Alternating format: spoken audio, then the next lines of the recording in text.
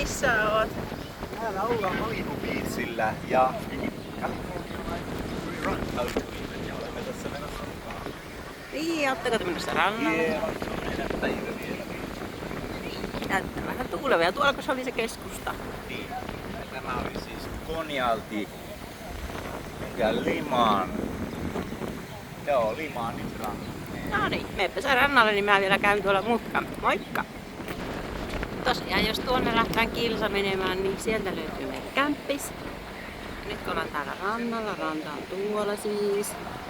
Niin tuossa näkyy tommonen tosi kiva ravintolapaikka. Tuolla näkyy Tunek Tepes on tuolla ihan ylhäällä. Siellä on hieno ravintola kans. Tämä on tätä rantapulevardia. Tuolla on meri. Ja mä tykkään tästä rantapulevardista, eli autot menee tuossa ja sitten tässä on erikseen niin polkupyörille tämmönen sininen reitti ja sitten tää on lenkkeilijöille.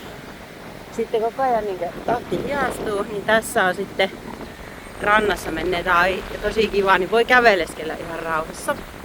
Ja nyt me lähdetään siis sitten tonne rannalle ottaa vähäksi aikaa aurinkoa. Ja sitten varmaan kämpille suihkuun ja illalla tullaan sitten takas pyörillä tänne. On kyllä kiva tulla pyörillä. Joo, täällä on ensimmäiset nämä purjesurffailijat. En ole itse kokeillut tätä koskaan, mutta nyt on kyllä sen verran kova tuuli, että jos homma oitelee, niin pääsee kyllä pian tonne ihan tonne keskustan pintaan. Eli tää Konjalti ranta on tosiaan 8 kilometriä ja tuolla on sitten se varsinainen Antalian keskusta. On miljoona kaupunkia.